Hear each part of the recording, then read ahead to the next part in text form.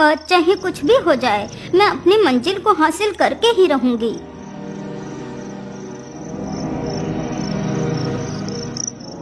डायन चलते चलते एक बड़े से पेड़ के पास पहुंचती है। हे जादुई छड़ी, मुझे इस पेड़ के भीतर ले चलो। इतना कहते ही बुढ़िया अपनी शक्तियों से उस पेड़ के खोखले तने में प्रवेश करने की कोशिश करती है। अरे ये क्या, मैं इस पेड़ के अंदर जा क्यों नहीं पा रही हूँ? अरे दुष्ट डायन, तुझे क्या लगता है तेरे जैसी दुष्ट डायन इस पेड़ के अंदर जा सकती है? तो ये तेरी भूल है। इस वृक्ष के अंदर सिर्फ वही जा सकता है जो सच्चा और ईमानदार है। अच्छा, तो ये बात है, इसी वजह से आज तक मैं इस पेड़ के अंदर नहीं जा सकी। अब मुझे कुछ भी करके ऐसे इंसान को ढूंढना ही होगा। इतना बोलकर डायन वहाँ से गायब हो जाती है।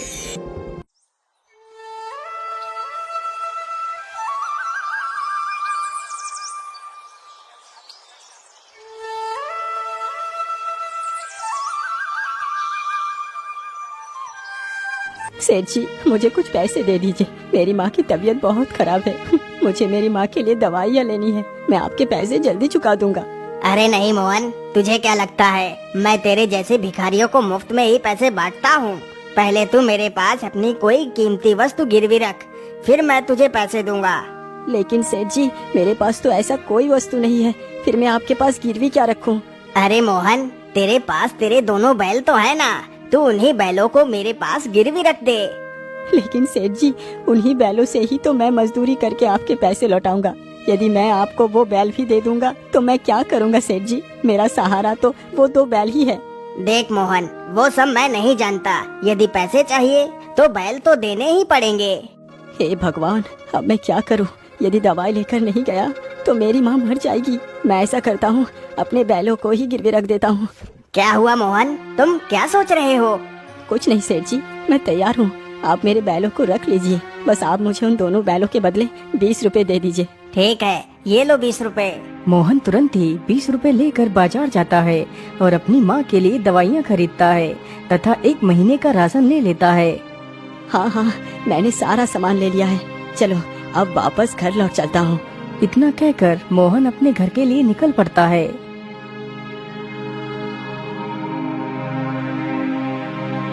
मोहन जल्दी ही अपने घर पहुंच जाता है।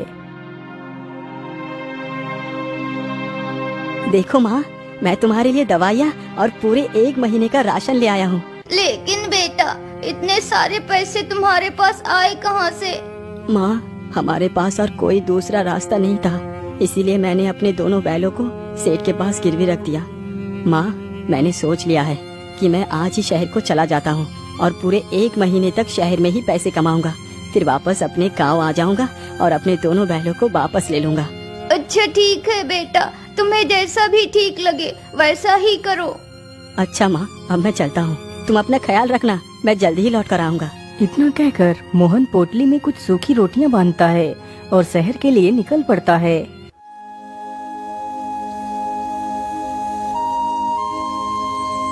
मोहन चलते चलते काफी ज्यादा घने जंगलों से होकर गुजरता है। अरे राम राम राम, मैं तो चलते चलते कितना ज्यादा थक गया हूँ। मैं ऐसा करता हूँ, इसी पेड़ के नीचे चलकर थोड़ा सा आराम कर लेता हूँ और कुछ खा पी लेता हूँ, फिर आगे चलूंगा। इतना सोचकर मोहन पेड़ के नीचे ही बैठ जाता है और अपनी वही सूखी रोटियों की पोटली को खोलता है। अरे क्या बात है बेटा, देखने में तो तुम बड़े ही भोले और शरीफ लगते हो। तुम ये सूखी रोटियां क्यों खा रहे हो? क्या करूं माता जी, इस गरीबी ने मुझ पर इतना बड़ा जुल्म ढाया कि मैं एक वक्त का खाना भी नहीं खा सकता। इसीलिए मुझे जो कुछ भी मिल जाता है वही मेरे लिए पर्याप्त है। अरे बेटा, ये तो बड़े ही दुख की बात है। वाकई गरीबी जीवन का सबसे बड़ा अभिशाप है। वैसे तुम जा कहाँ रहे हो? माँ जी, मैं शहर जा रहा हूँ ताकि कुछ पैसे कमा सकूं। यदि तुम मेरी बात मानो तो तुम्हें शहर जाने की कोई आवश्यकता नहीं पड़ेगी। तुम यहीं पर इतना सारा धन प्राप्त कर सकते हो जो तुमने कभी सपने में भी नहीं सोचा होगा। लेकिन इतना सारा धन यहाँ पर कैसे मिल सकता है? मैं कुछ समझा नहीं। बेटा, इसके लिए तुम्हें ज्यादा कुछ नहीं करना। तुम उस बड़े से पेड़ को तो देख रहे हो। उसी पेड़ में एक खोखला तना है। मैं तुम्हें अपने जादू से उस खोखले तने के भीतर भेजूंगी। उस पेड़ के अंदर एक गुफा है जिसमें 3 दरवाजे हैं। एक दरवाजे में तांबे के सिक्के हैं और दूसरे में चांदी के सिक्के हैं तथा तीसरे में सोने के सिक्के हैं। तुम्हें जो भी सिक्के चाहिए हों तुम अपनी मर्जी के हिसाब से ले सकते हो। लेकिन माता जी, आप ये सब मुझे क्यों बता रही हैं, जबकि आप खुद उस सारे सोने को निकाल सकती हैं। बेटा, यदि मैं उस पेड़ के अंदर जा पाती तो कब की चली गई होती। यदि तुम जाने के लिए तैयार हो तो बोलो। तुम जो भी सोना लेकर आओगे उसमें से मुझे कुछ भी नहीं चाहिए। तुम बस मेरे लिए उस चकमक डिबिया को ले आना। क्या करूं? शायद ईश्वर ने मेरे मदद के लिए इस बूढ़ी माँ को भेजा है। मैं इनकी बात को मान लेता हूँ। क्या हुआ बेटा, तुम क्या सोच रहे हो? कुछ नहीं माता जी, मैं तने के अंदर जाने के लिए तैयार हूँ। तो फिर ठीक है, चलो मेरे साथ। इतना बोलकर वह बूढ़ी महिला मोहन को उस पेड़ के पास ले जाती है। क्या तुम तैयार हो अंदर जाने के लिए? हाँ हाँ, मैं तैयार हूँ। तो फिर ठीक है, यह जादुई औषधि अपने पास रखो। जब तुम पेड़ से बाहर आना तब इस बोतल की ढक्कन खोलकर जादुई औषधि को अपने ऊपर डाल लेना तो तुम बाहर आ जाओगे। उस बूढ़ी महिला से मोहन उस जादुई बोतल को ले लेता है। तभी वह जादूगरनी अपनी छड़ी से मोहन को तने के अंदर भेज देती है।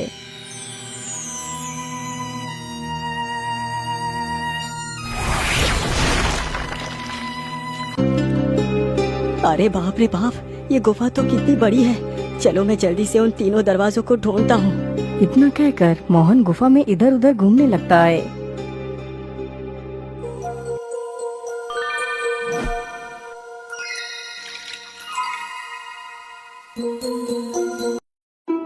मोहन गुफा के भीतर काफी देर तक इधर उधर घूमता है, लेकिन उसे वह 3 दरवाजे कहीं भी दिखाई नहीं देते।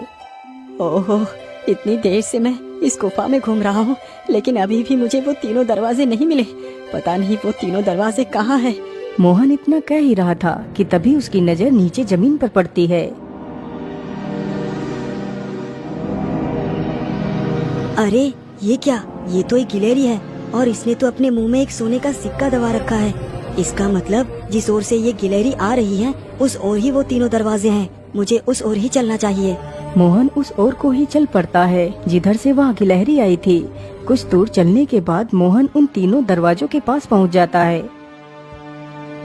अरे मैं तो उन 3 दरवाजे के सामने ही खड़ा हूँ। चलो जल्दी से दरवाजे को खोल कर देखता हूँ। इतना सोचकर मोहन दरवाजे के पास जाता है और उस दरवाजे को खोल देता है तो देखता है कि हर तरफ तांबे के सिक्के ही सिक्के थे। अरे वाह, जैसा उस बूढ़ी महिला ने बताया था यहाँ तो एकदम वैसा ही है। तो इसका मतलब सोने और चांदी की सिक्के का दरवाजा अभी बाकी है।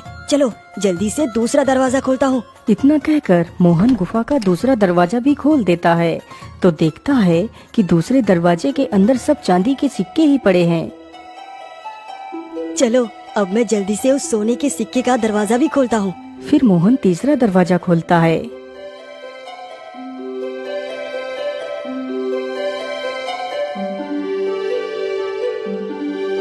अरे बाप रे बाप, यहाँ तो सब सोना ही सोना है। कहीं मैं कोई सपना तो नहीं देख रहा। अरे नहीं नहीं, ये कोई सपना नहीं है, ये हकीकत है। चलो जल्दी से मैं सोने के कुछ सिक्के ले लेता हूँ। मोहन जल्दी जल्दी सोने के सिक्के अपनी पोटली में भरने लगता है। हाँ हाँ, इतना सोना मेरे संपूर्ण जीवन के लिए पर्याप्त है। वैसे मैंने सोना तो ले लिया, लेकिन वो चकमक डिबिया कहाँ है? तभी उसकी नजर एक चमकदार वस्तु पर पड़ती है। अरे वाह, ये तो कितना चमक रही है। मुझे तो लगता है यही वो चकमक डिबिया है।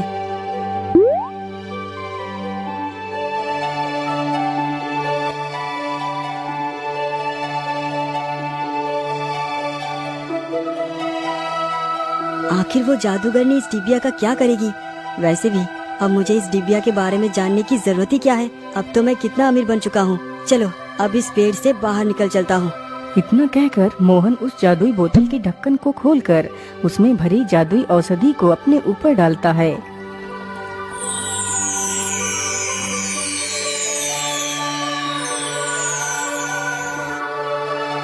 अरे वाह युवक, तुम तो कितने बहादुर हो। जिस कार्य को कोई नहीं कर पाया वो तुमने कर दिखाया। लाओ लाओ जल्दी से मुझे ये चकमक डिबिया दे दो। इतना कहते ही वह जादूगरनी उस चकमक डिबिया को ले लेती है। वैसे आप बुरा ना माने तो मैं आपसे एक बात पूछना चाहता हूँ। हाँ हाँ युवक, पूछो, तुम क्या पूछना चाहते हो? मैं बस ये जानना चाहता हूँ कि आखिर ऐसा क्या है इस डिबिया में जो आपने इस डिबिया को ही चुना। अरे युवक, तो इस डिबिया के बारे में ना ही पूछ तो ठीक है। अच्छा, अब मैं चलती हूँ। इतना बोलकर जादूगरनी गायब हो जाती है।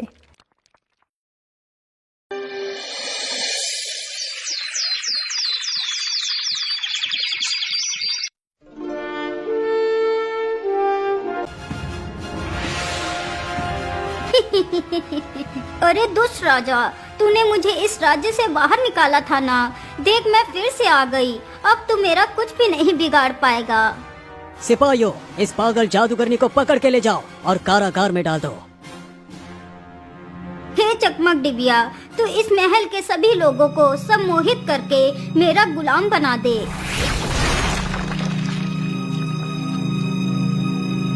राजमहल के सभी लोग उस जादूगरनी के वश में हो जाते हैं।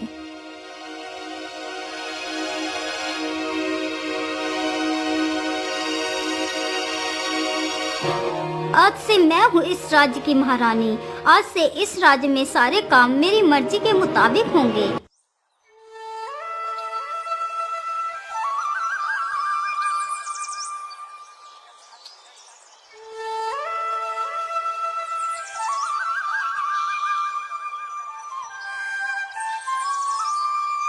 आज तो शिकार ढूंढते ढूंढते कितना समय गुजर चुका है, लेकिन अभी भी कोई शिकार दिखाई नहीं दिया। शिकारी यह सारी बातें सोचते हुए जा रहा था, तभी उसके कानों में कुछ आवाज आती है। अरे ये कैसी आवाज है? मुझे तो लगता है कोई जानवर कुछ खा रहा है। अरे ये आवाज तो उन झाड़ियों की तरफ से आ रही है। चलो चल कर देखता हूँ। शिकारी चुपके से झाड़ियों के पीछे जाकर देखता है तो एक सुअर तरबूज के कुछ फल खा रहा होता है। अरे वाह वाह वाह, शिकार तो मिल गया। इसका शिकार करने के बाद तो मुझे पूरे 1 हफ्ते तक शिकार करने की कोई आवश्यकता नहीं पड़ेगी। इतना कहकर शिकारी अपना धनुष बाण संभालता है और उस सुअर पर निशाना लगाता है और अपना तीर उस सुअर के ऊपर छोड़ देता है। तीर छूटते ही सुअर के शरीर में जा लगता है। तभी सुअर अपनी पूरी शक्ति के साथ वहां से भागता है। सुअर को भागता देख शिकारी भी उसके पीछे पीछे भागता है। सुअर भागते भागते एक किसान के खेत में जा गिरता है। जिस किसान के खेत में सुअर जा गिरा था वह किसान बहुत ही कपटी था। अरे बाप रे बाप, इतना बड़ा सुअर मेरे खेत में आ गिरा। आनंद ही आ गया, आज तो मेरी दावत ही हो गई है। इतना कहकर किसान उस सुअर को अपने कंधे पर उठा लेता है। तभी वहाँ पर वह शिकारी भी आ जाता है। अरे भाई, ये शिकार तुम कहाँ ले जा रहे हो? ये शिकार तो मेरा है, इसको मैंने मारा है। अरे नहीं भाई, यह शिकार मेरा है, क्योंकि यह शिकार मेरे खेत में आकर मरा है, तो इसलिए यह शिकार तो मेरा ही हुआ ना। अरे नहीं भाई, आप ये कैसी बातें कर रहे हैं? ये शिकार तो मैंने किया है, इसीलिए ये मेरा है। नहीं, यह शिकार मेरा है, मैं इसे नहीं दूंगा। इसी बात को लेकर दोनों में काफी ज्यादा बहस हो जाती है। अरे भाई क्या बात है, हम लोग आपस में क्यों बहस कर रहे हैं? अरे देखिए ना भाई, इस सुअर को मैंने मारा है, लेकिन ये व्यक्ति मुझे मेरा शिकार नहीं दे रहा। नहीं, यह शिकार मेरा है, मैं इसे नहीं दूंगा। फिर वह दोनों अपनी अपनी बात उस व्यक्ति को बताते हैं। उन दोनों की बात सुनकर वह व्यक्ति भी घबरा जाता है कि वह किसके पक्ष की बात करे। अरे भाई, आप लोग आपस में ही झगड़ा मत करो, तुम दोनों राजा के पास चले जाओ, वो तुम दोनों का फैसला जरूर कर देगा। इतना सुनकर दोनों व्यक्ति राजा के पास जाते हैं और अपनी अपनी समस्या उस डाइन को सुनाते हैं। ओहो, अब मैं क्या फैसला सुनाऊं? मैंने तो कभी भी कोई फैसला किया ही नहीं। महारानी जी, आप कुछ बोल क्यों नहीं रही?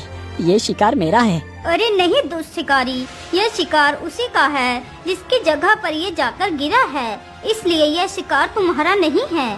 उस जादूगरनी ने फैसला उल्टा सुना दिया। बेचारा शिकारी दुखी होकर वहाँ से चला जाता है और फिर से जंगल की ओर जाता है।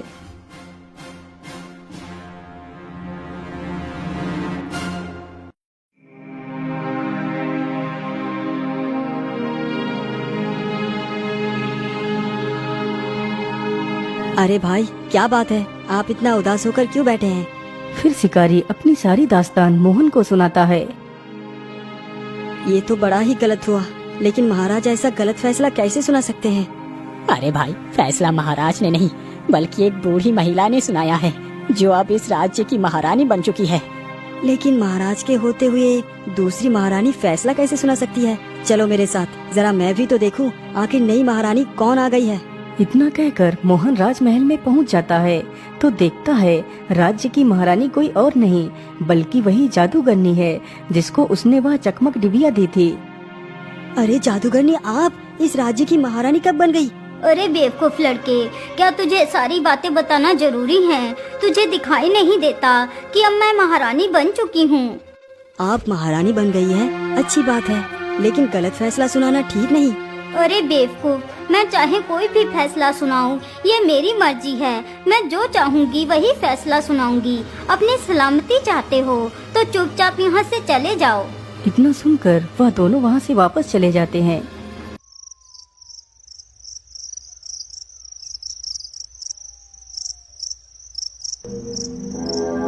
आखिर ये डायन जादूगरनी इस राज्य की महारानी कैसे बन सकती है? मुझे इसका पता लगाना ही होगा। कहीं ऐसा तो नहीं वो जादूगरनी उस चमक डिबिया की मदद से ही ये सब कुछ कर रही है? मैं ऐसा करता हूँ, उसी स्थान पर चलकर देखता हूँ, हो सकता है कोई सबूत मिल जाए। मोहन रात्रि में ही उस स्थान के लिए निकल पड़ता है।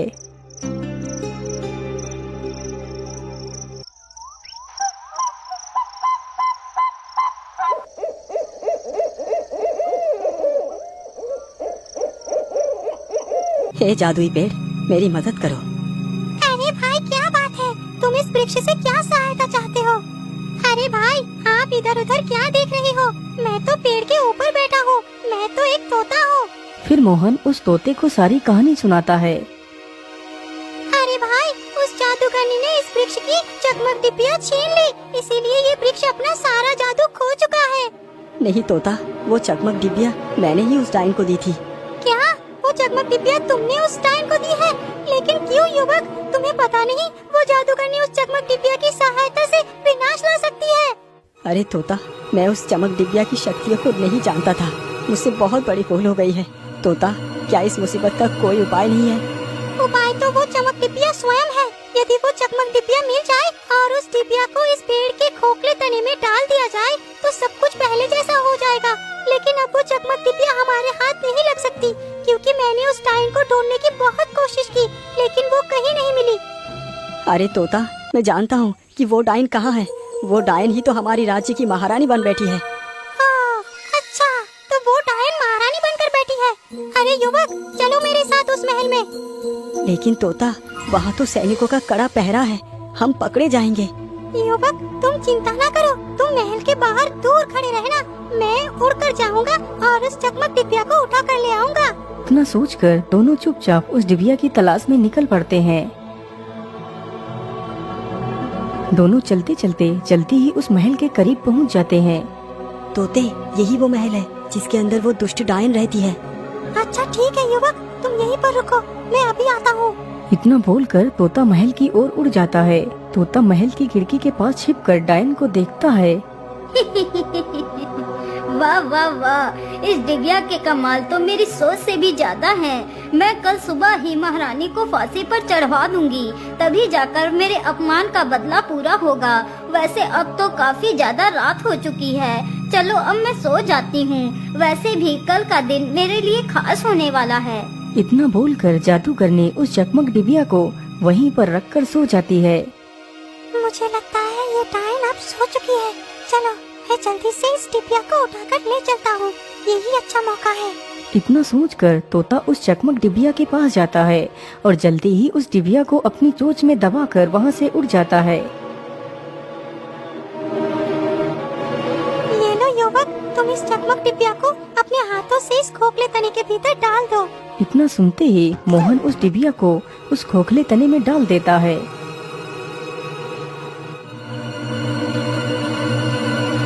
वाह युवक वाह, पहले चकमक डिबिया को ले जाते हो और फिर उसे वापस करते हो। मैंने तुम्हारे जैसा इंसान तो नहीं देखा।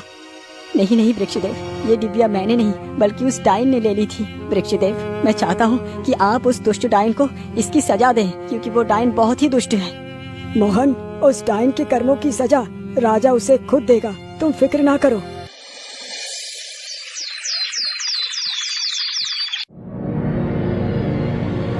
अरे महाराज, आपको इस कारागार में किसने डाला? आप रुकिए, मैं अभी आपको खोलता हूँ। अरे दुष्ट डायन, तुम मेरे शयन कक्ष में क्या कर रही है? सैनिकों, इस दुष्ट डायन को ले जाओ और कारागार में डाल दो। राजा का आदेश होते ही सैनिक उस डायन को ले जाकर कारागार में डाल देते हैं।